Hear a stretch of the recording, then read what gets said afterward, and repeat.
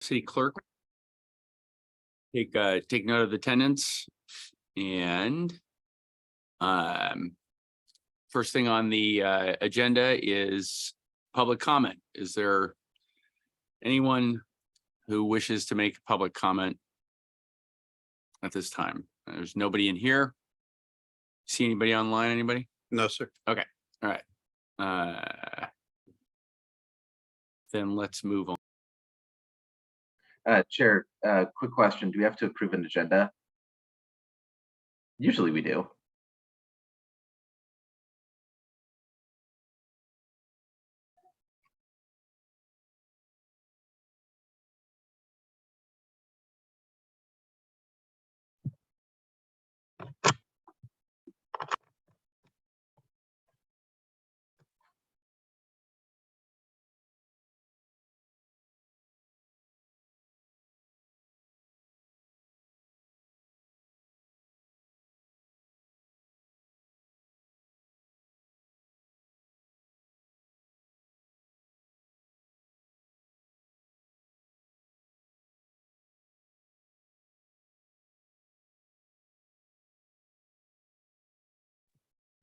Chair, if you can hear me, can you have someone check the audio? Because I'm not hearing anything. We can hear you. You just came through right there. But now you're out. If my computer audio is on, you can hear me and I sound like a robot. Or we can figure out what the issue is. Hold on just a sec. Thank you.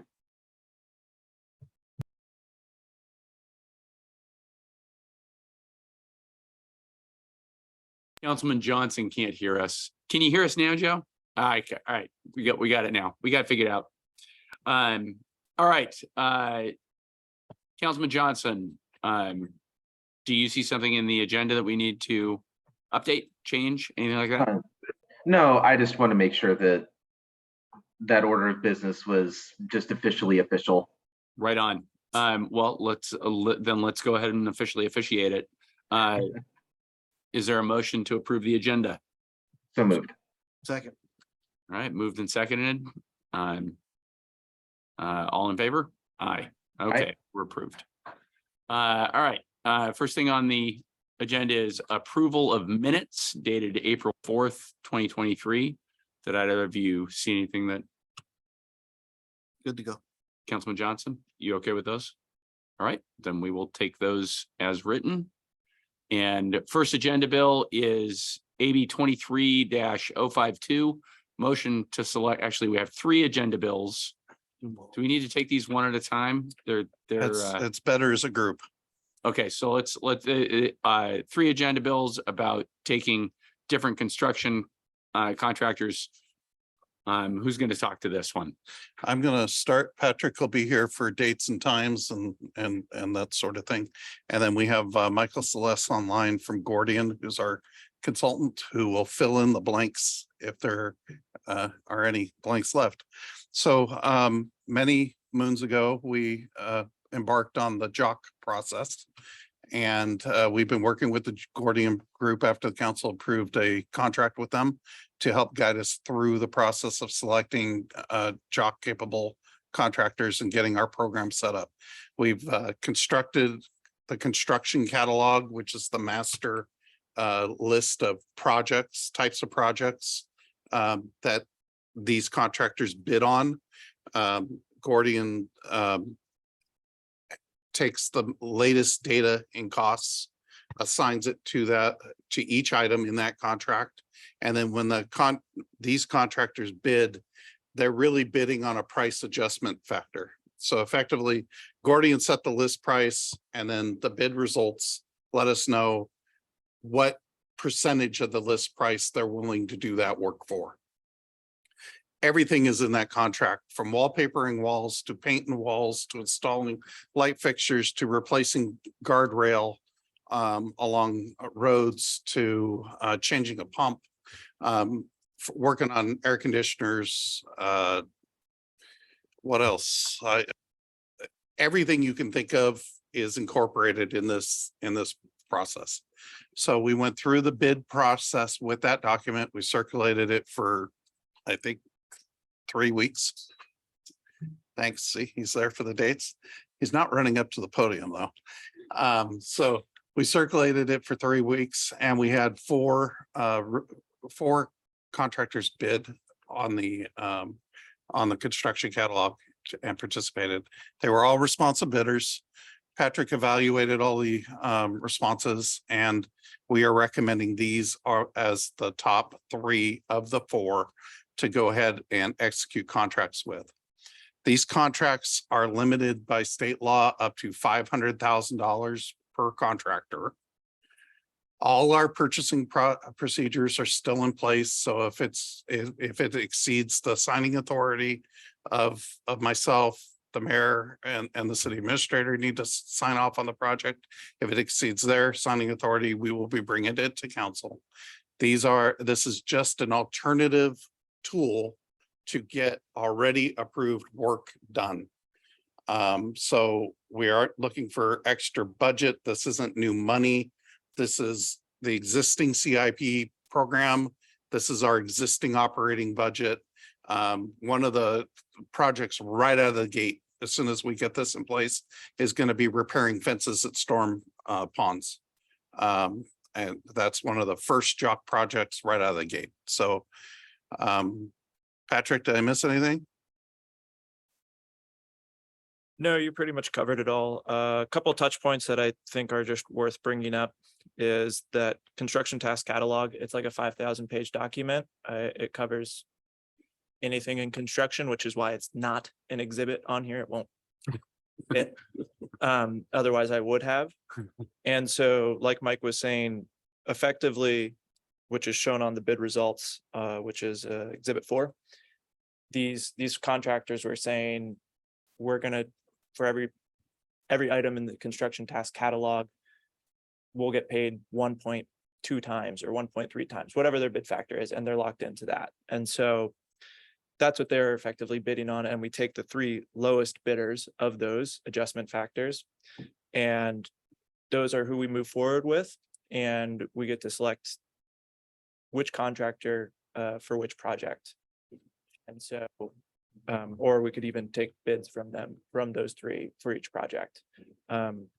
Really, it's just a way to streamline everything for small to medium sized projects. We're not going to be using this for water main replacements. We're not going to be doing it large projects. It's going to be these small projects that take up a lot of administrative time, and we get to offload that administrative work for 5% of the value of the work. And so, $100,000 project, that's $5,000 of administrative work, which could potentially be saving myself or Andrew or other engineers weeks of time. And so I think it's well worth it in that. The value starts to become a little bit more questionable as soon as we're hitting $500,000 projects. Whether there's cost savings in that, probably not, hard to say. But we don't intend on using it for large scale projects like that. It's going to be these smaller to medium sized projects. We're excited about the JOC process. I see Councilman Johnson has his hand raised. We can't hear you, brother. Now you should be able to. Yep. Yeah. The slide that I'm seeing right on screen there, I see Sabre, which reminds me of The Office, Forma Construction, CDK Construction Services, all well and good. What's this Fury Site Works though? That's not one of our agenda bills. Exactly. So we chose bids coming in. We were planning on only going with the 3 lowest bidders. Fury Site Works was the highest bidder, and so we will not be moving forward with them. Okay. We're not suggesting to, at least. Got it. So those are the bids, not the ones we're going with. That Exactly. makes sense. Yep. Councilman Holloway. Well, you had your hand. No, up you first. go ahead. Go ahead. You're the chair. My guess is you're gonna ask the same question I'm gonna. So, why 3?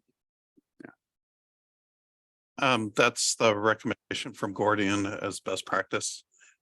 We will be rotating between the three, similar to the police tow authority list. You know, they take the tow at the top and then they go to the bottom of the list.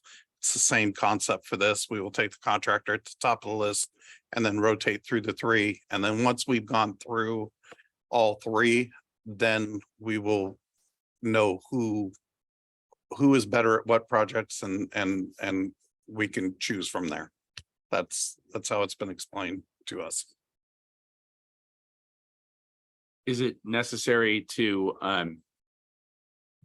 constantly cycle like that? Because it appears that of the three, two are very similarly priced and one is got a, you know, almost as high a jump as the one that we chose not to go with. We are making a commitment to do one project with each one of these contractors. After that, no, but we are committing to one project with each contractor. Okay, that makes sense.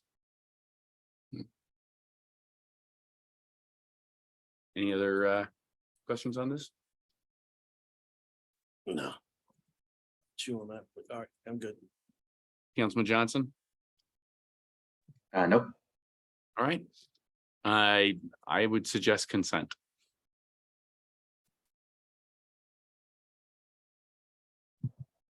I'm fine with that.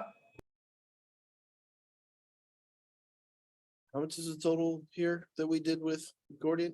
Gordian? Guardian's contract is a maximum of 200,000. And that's an already approved contract. That was agenda bill 22-139. And so this isn't, Understood that. okay. Still $200,000.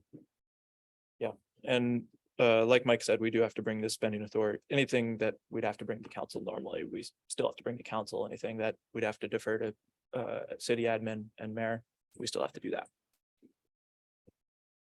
And then how, for these three contractors, how long is this good for? I yield to you on that one. 2 years. 2 years.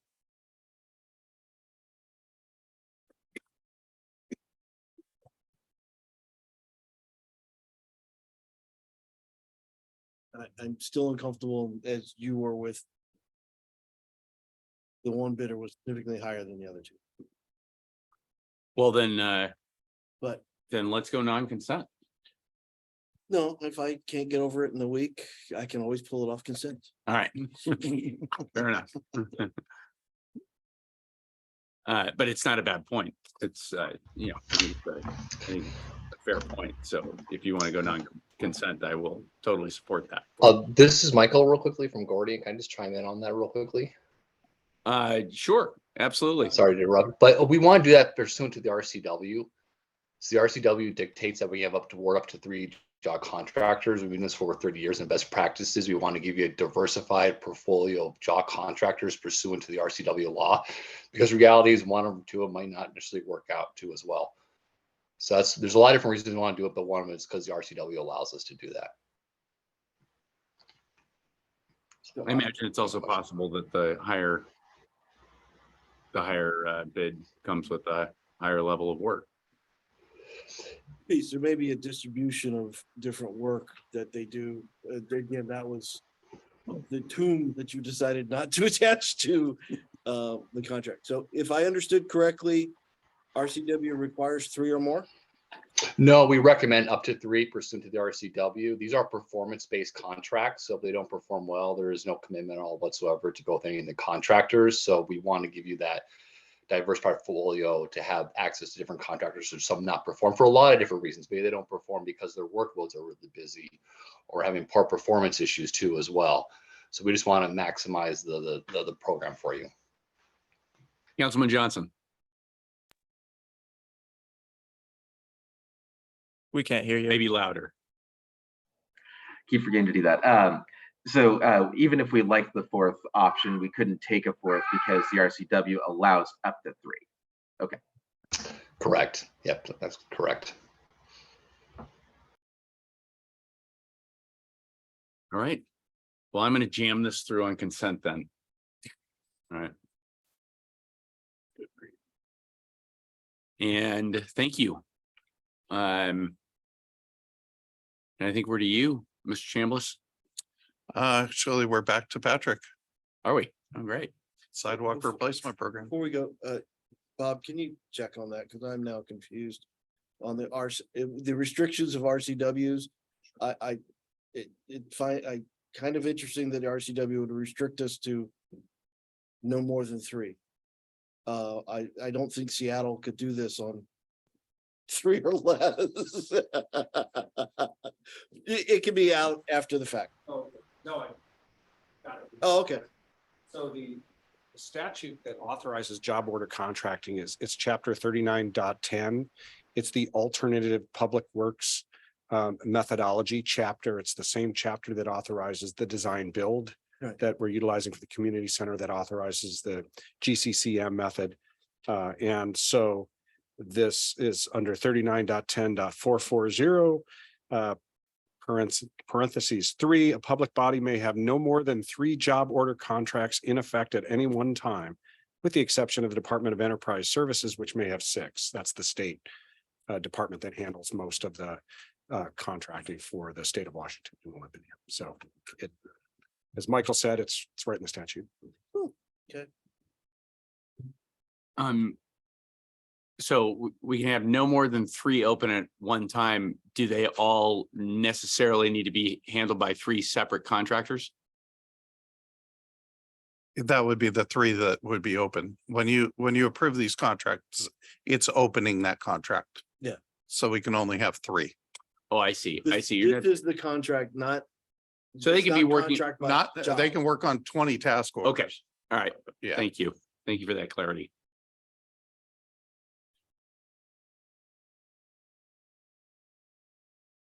Ready for a sidewalk update? I'm ready for sidewalk update. How about you guys? So currently I have a list of about 35 sidewalks to be replaced this year. Then plus all of the storm damage sidewalks on autumn. And we have a budget allocation of $211,000 for this year. We're not going to hit that. And so I'm here to kind of encourage you and anybody else to let me know what other sidewalks need to be hit and fixed. Because I plan on getting this out on the street within the next couple weeks before the end of the month is my target, so that we can construct during the summer. So submit any sort of sidewalk request that you guys have. If the one in front of your house is busted, or What do you mean you're not going to hit? the What, budget allocation, which is totally fine. That's not a problem. I just want to make sure that nobody is holding back sidewalks that need to be replaced because of worries about budgets or anything like that. Okay.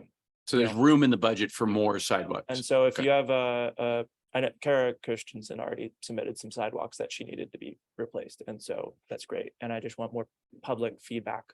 It's effectively what I'm trying to say. Okay. And if we don't hit the budget, that's great. Councilman Johnson. Hopefully I'm unmuted this time. Yeah, I was just wanting to make sure that we're hitting the social media with this request. That the city Facebook account puts out a blast on all the local pages, you know, the Ridge page and the downtown group and all that stuff. Yep. Yeah, so either Dana or Gail have put out an email blast a few times at this point. I'll have them do it one more time for good measure. Yeah. And how are you prioritizing the sidewalks or the order? Is it? So it was going to be the order that came in, and then it's going out and actually assessing the sidewalks and saying, yeah, it needs to be fixed based on the certain amount of lift or damage that's been done to them. And so I'm still going through that. You know, I'm not just going to replace every sidewalk that somebody says I want replaced, because that's a good way to burn money. But yeah, as they come in, it's just assessing them for what needs to be done. And if So they're- autumn, it was trees that tore them out, right? yeah, Trees went down and so yeah, are those slated to be replaced sooner rather than later, or are there a lot of sidewalks with that level of damage?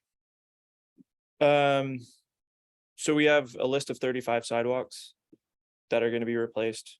And then plus all of the storm damage ones on Autumn. I don't have that number exact because it's kind of just like the whole street effectively.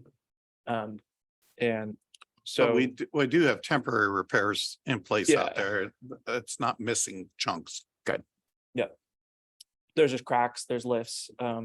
It's not a long-term solution. Okay, great. And they're all going to be completed this summer into the fall. I won't necessarily stipulate which ones are going to be done first.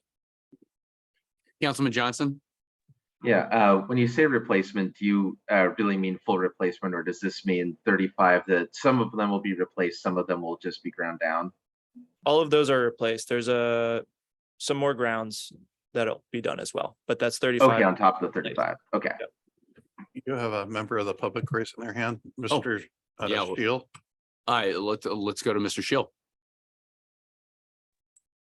Thanks.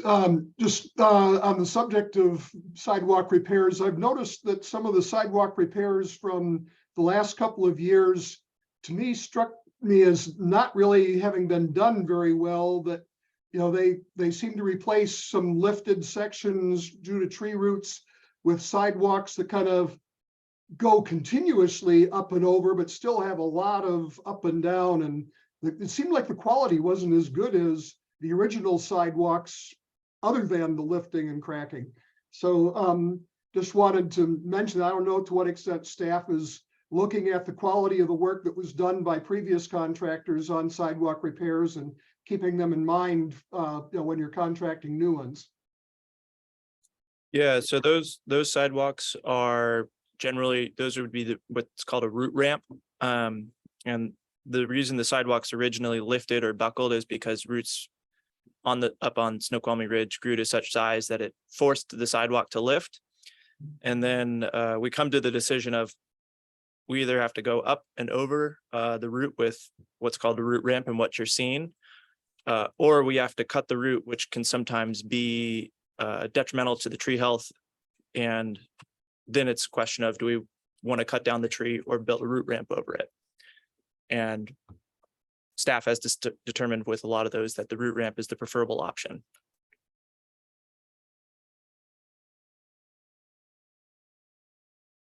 So Mr. Shields raising his hand again. I don't know. It's not a conversation.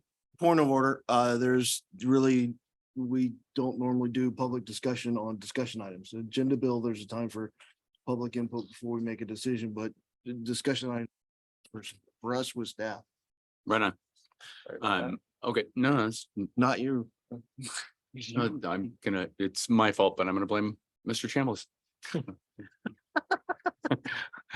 But I appreciate the comments that was how, and thank you for your explanation, Mr. Fry. I actually did have that same question anyway, so I'm glad that it got addressed. So can I, Yeah, absolutely. so we previously identified 35 sidewalks and you had a budget of $211,000. Yep. And that would have covered the 35 sidewalks Yeah, and plus the storm and damage. plus the storm. Yep. Okay, so anything that comes as a result of this latest call for data would either be on top of that or would fall in the list prioritized, and we have to do a cutoff somewhere. Exactly. If I'm understanding though, with the 35 plus Autumn, we're still under the $211,000. Engineer estimate. Yeah, okay. Yeah. Right.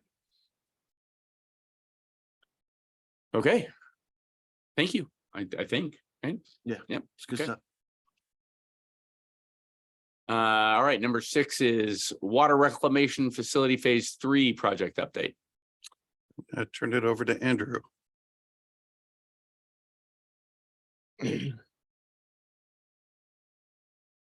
All right, good evening.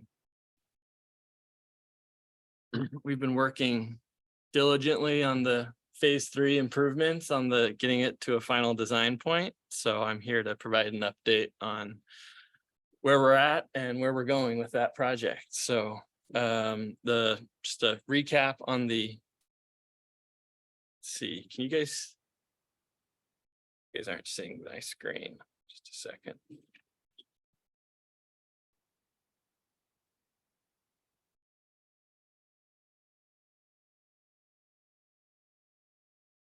There you go.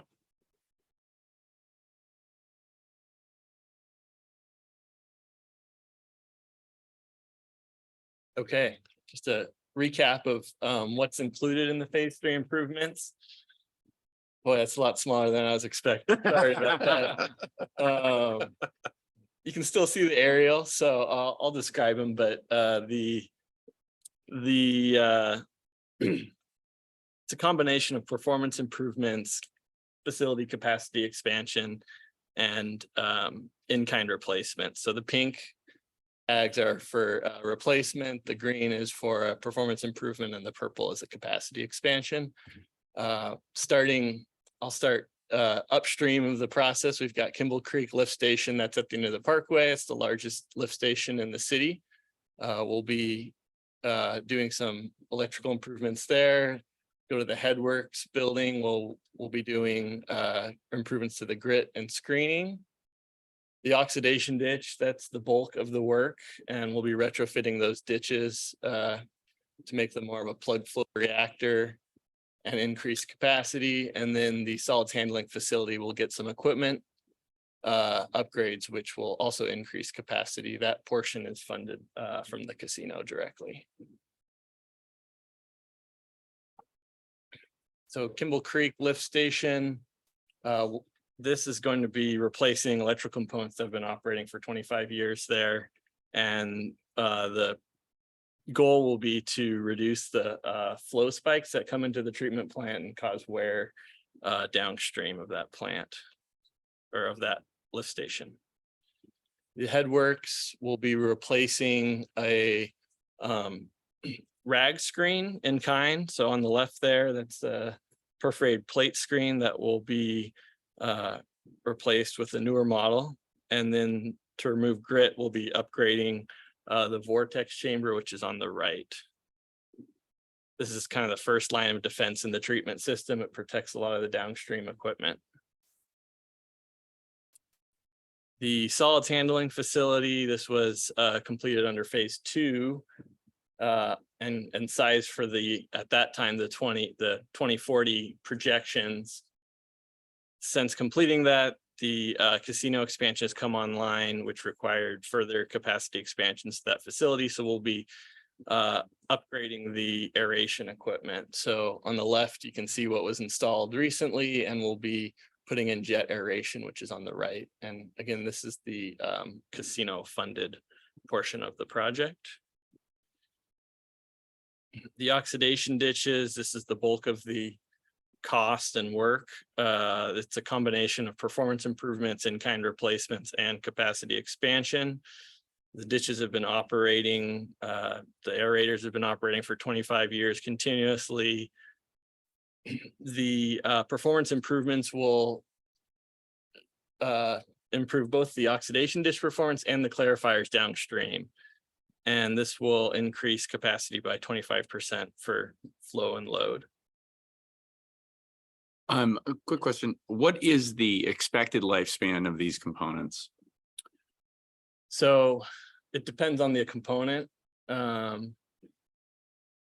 Concrete structures, they design for 50 years minimum. The aerators, clarifiers, they usually go 25, 30 years. Best case, assuming nothing goes wrong.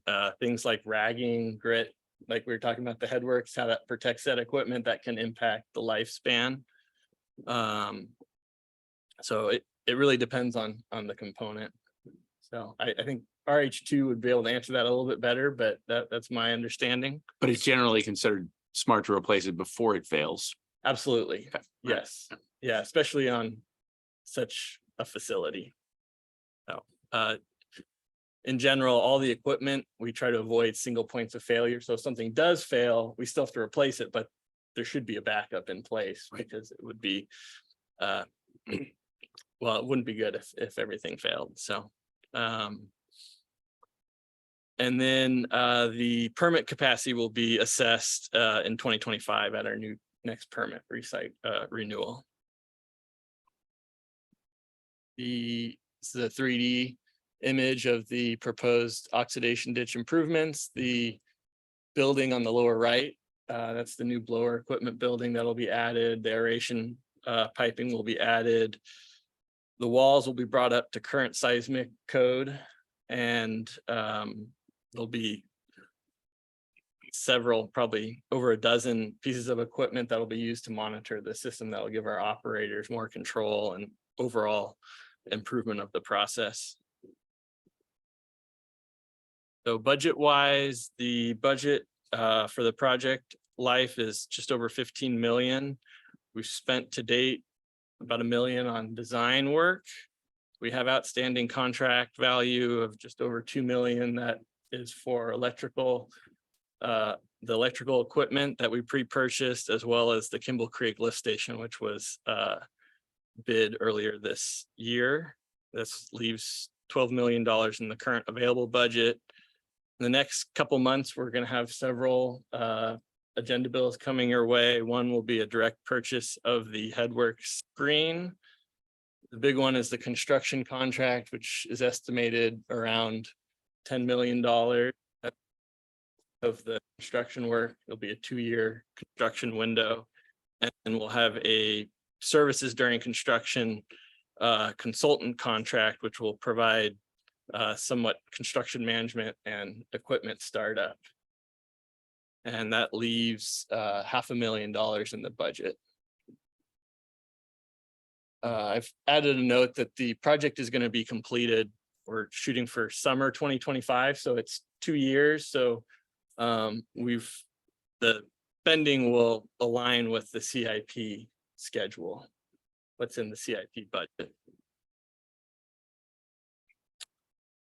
Next steps are advertising for bid later this week. We'll have a 5-week bid advertisement. And in June, we'll be looking for contract award, as well as final ecology approval of the construction documents. We're planning for a notice to proceed of construction late summer 2023. The improvements will be phased. We'll start with the headworks. That needs to be completed before we start in on the oxidation ditches. So the blower building, all the equipment that goes with the oxidation ditches need to be constructed before we take a ditch offline.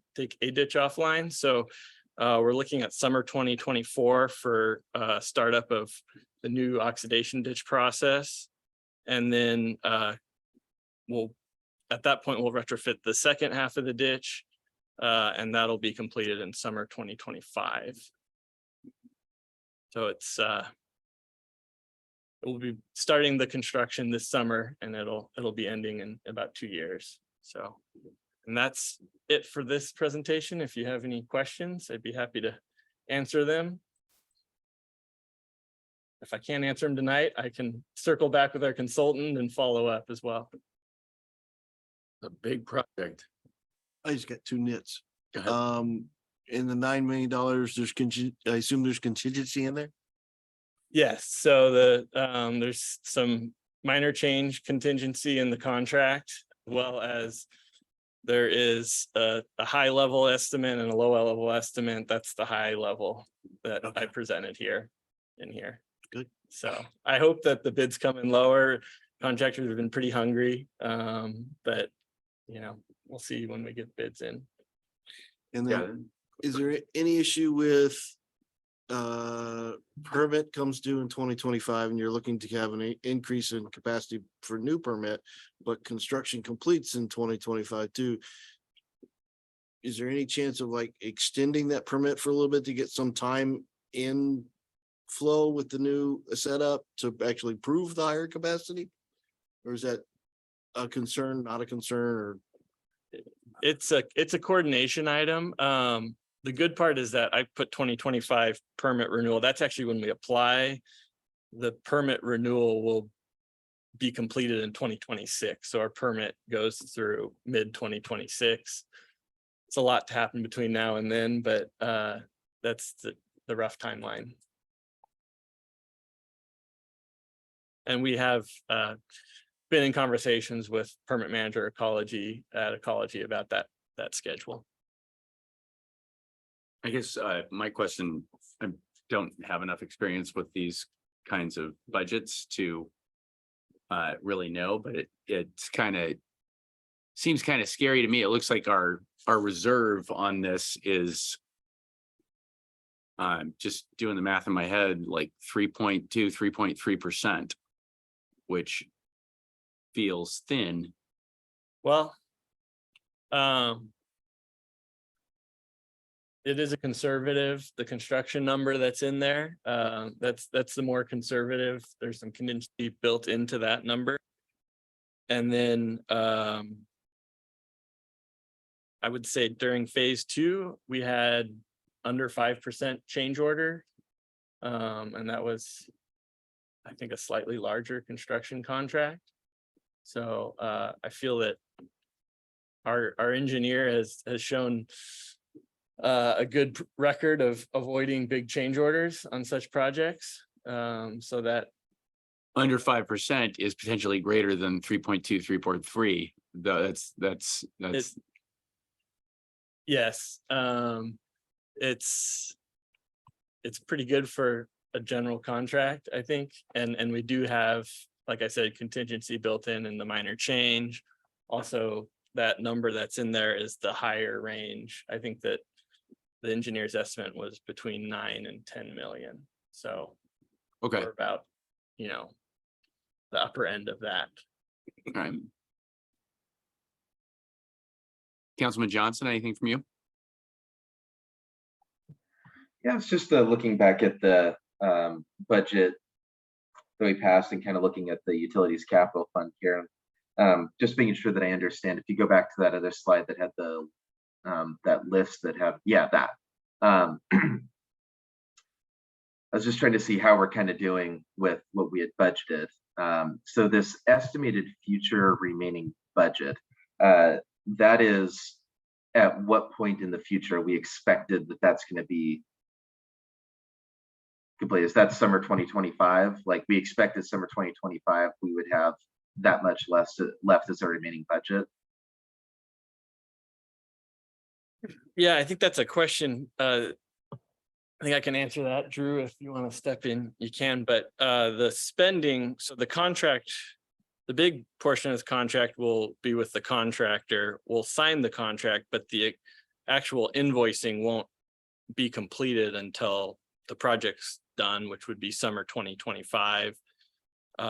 So, in general, we'll probably be through about 75% of the work at the end of 2024. So there would be a remaining 2.5 million that would be spent in 2025, roughly. Okay. This very rough estimate, but yeah. Thank you. Okay, anything further? All right, thank you.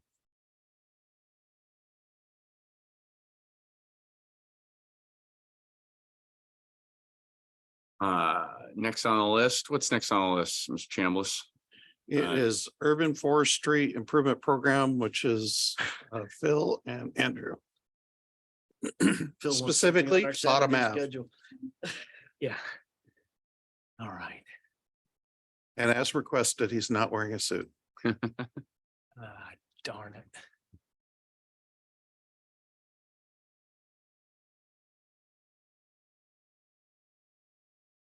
Andrew, I'm having trouble. You may have to pull it up. Oh, sorry, Phil. I didn't realize that's what was going on.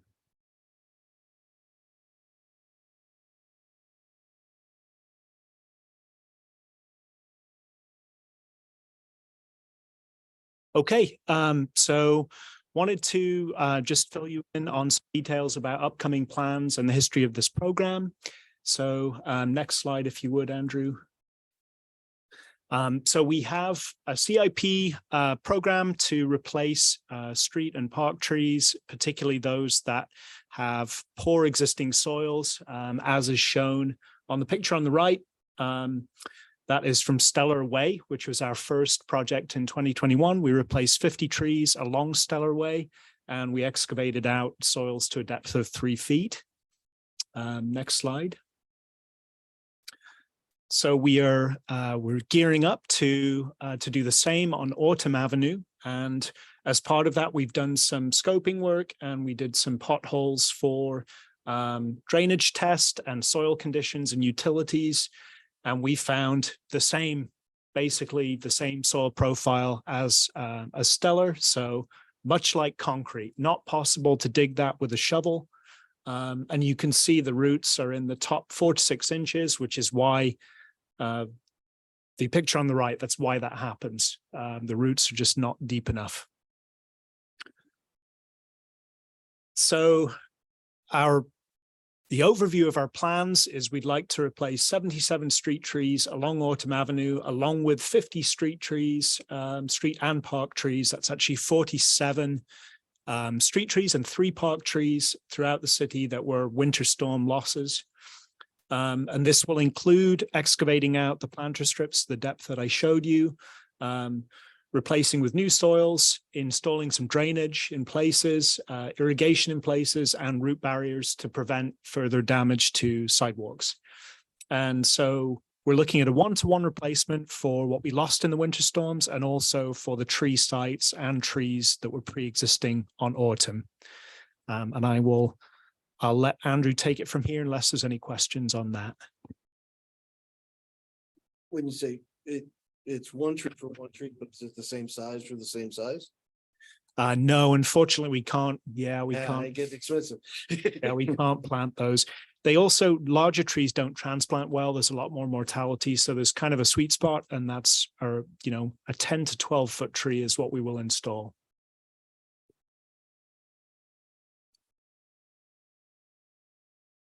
Thank you. In that, I did have one question. In that picture of the Stellar replant, the soil was brown and then it went gray. Was the gray where it hadn't been excavated Correct. prior? So it was just, they scraped the surface and Correct. planted the tree. Okay, right. Oh, yeah. Right. Yeah. I'm not far from that hole and I have the same soil. Too bad that wasn't a predictable outcome. Okay. Oh, it looked good. Just gonna follow up on Phil's presentation. We did a team effort on Stellar Way, and it worked out pretty well. So we're gonna have the same approach on Autumn. This was the detail that we use for Stellar, and we'll be retaining it for Autumn. 30-inch depth of topsoil excavation. There's on the left there's a root barrier that was installed, and then beneath that all is an under drain with gravel. Next one, Phil. Is that like a French drain or? Yeah, we tie into the nearest catch basins, so we'll tie it into the existing storm system. Though budget wise, the biennium budget is $448,000.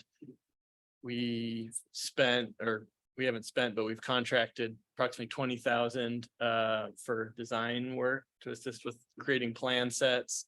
That leaves $430,000 for our current budget. We're estimating the construction contract to come in around $400,000. For the base bid, that leaves approximately $30,000 in the budget. All that work does not include any storm damage trees. That's for Autumn Avenue.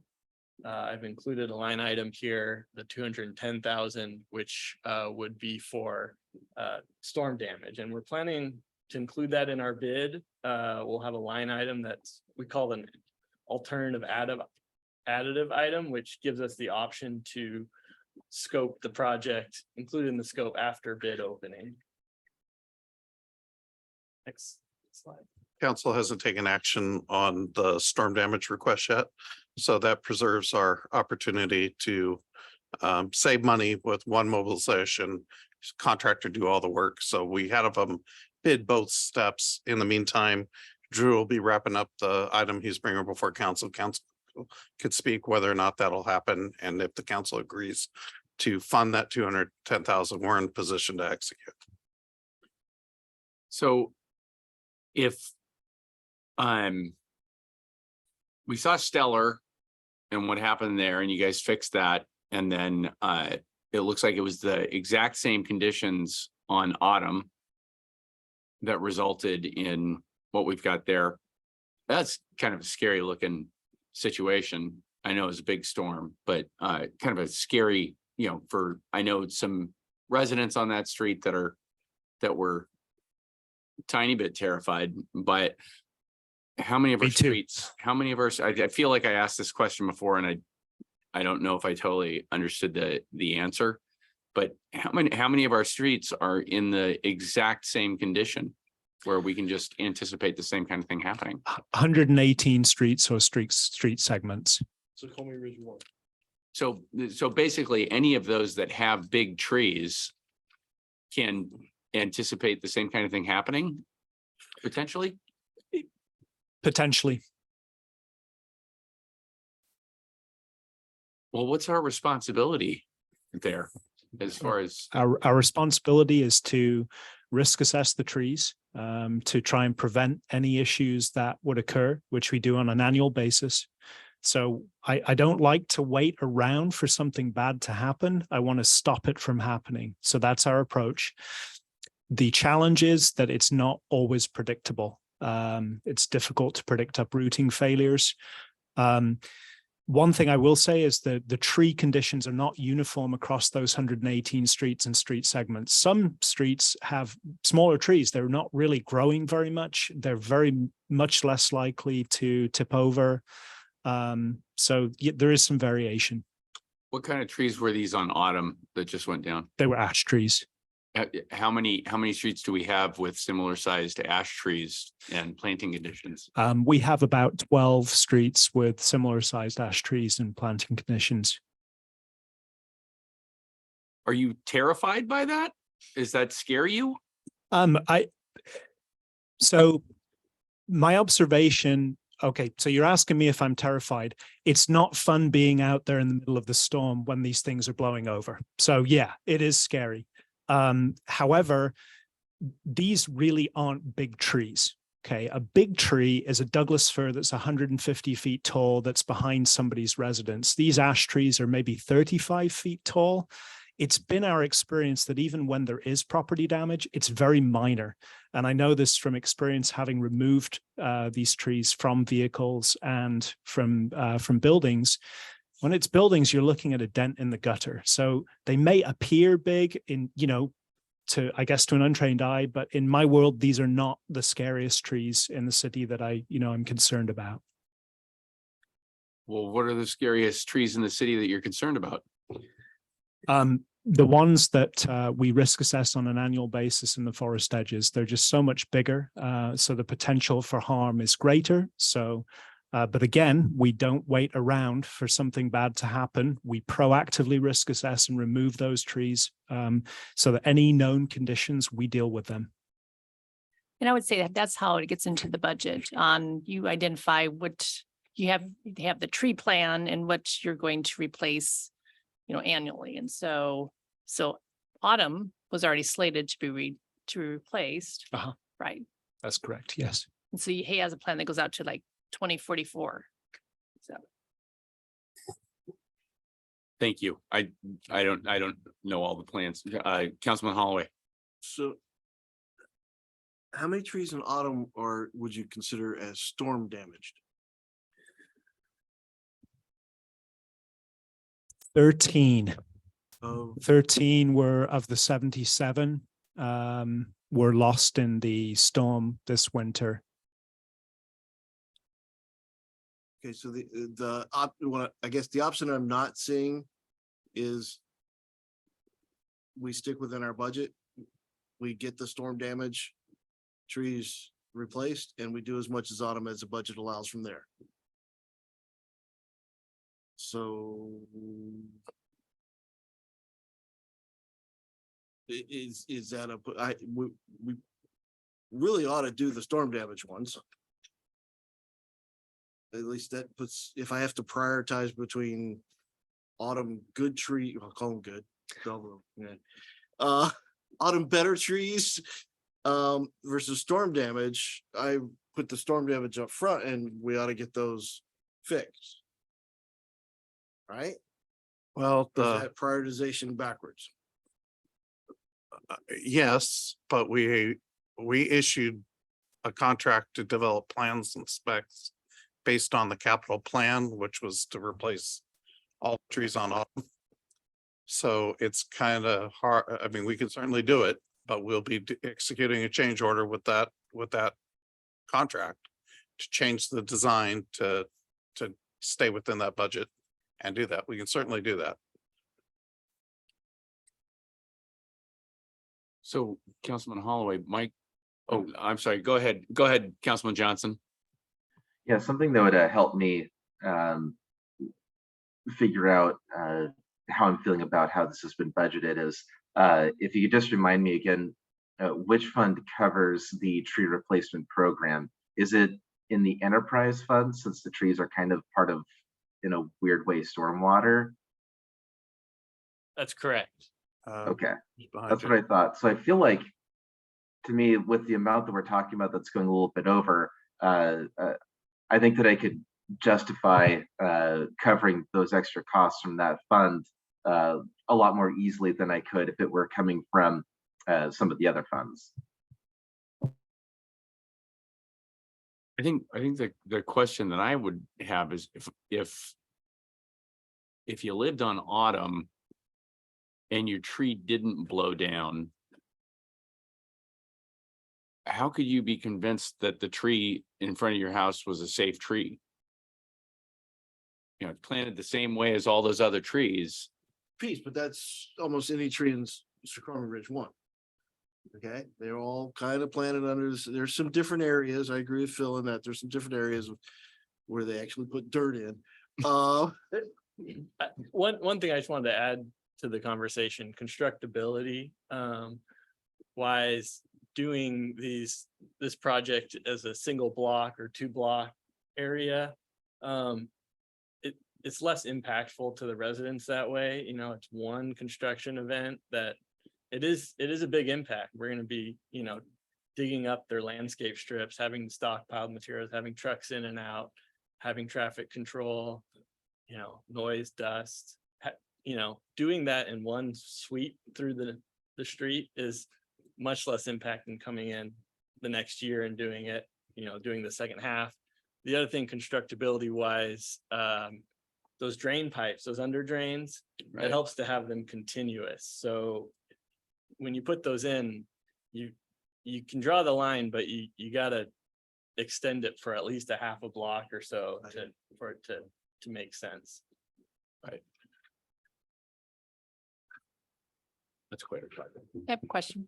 Yeah. So the 210,000 for the storm trees, it's not all autumn, right? No, It's that's spread out. It is, yeah, it's spread out. So 2 concentrations happen to be right next to Autumn Avenue, which is O'Neill and Wilson Streets. And then there's other concentrations on Cottonwood Drive, on Fairway Avenue. So yeah, spread in some different areas through SR1. Right. Thank you. Mm-hmm. And I do want to reflect back on your prior question. We also adjusted design standards for SR2. Once we saw what was happening in SR1 as a city, we said, let's not do that again and change the standards in SR2. Yeah. Let's thank goodness. Yeah. Thank you for Thank you. explaining that again. I appreciate it. Oh, Councilman Johnson, you have one more thing? Yeah, this is a question to Bob. Do we have it as part of the city code that from now on these new street trees have to be at whatever the appropriate depth is codified, or is that something that was just in the development agreement for Snoqualmie Ridge 2?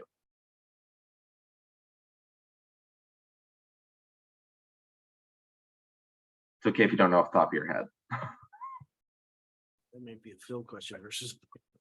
I don't believe that it's there are some detailed tree standards in the city code. They differ somewhat from the SR2 standards. There was some difference in years when the code was amended versus the SR2 standards. Phil may be able to speak in more detail to the substance of those differences.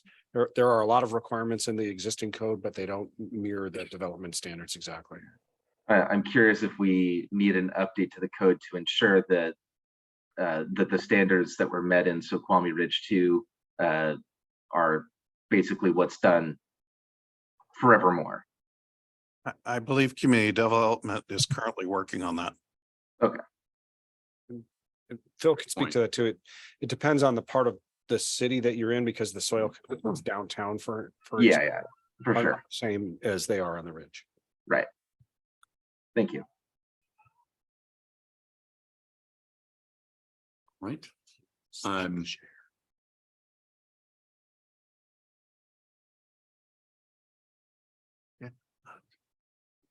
We are coming up on time. What else is on the agenda there, Mr. Chambliss? Just an update on staffing and project status. Staffing change, we went the wrong direction. We have one vacancy. And we're currently recruiting for a new parks and street supervisor. And then as project status, I'm happy to report that the Parkway project is out for bid currently. The annual road projects are out for bid currently. I believe they close at the end of this week. Centennial Park Playground is out for bid currently. And I know there was a contractor walkthrough yesterday. And then the Riverview Playground is progressing quite fine. So we're approaching that moment when we need that weather window to get that safety surfacing down. But the concrete work's all been done between weather events. So no delays on that project. Okay, great. Well, if there's nothing further, then I would entertain a motion to adjourn. I'll move. Second. We are adjourned.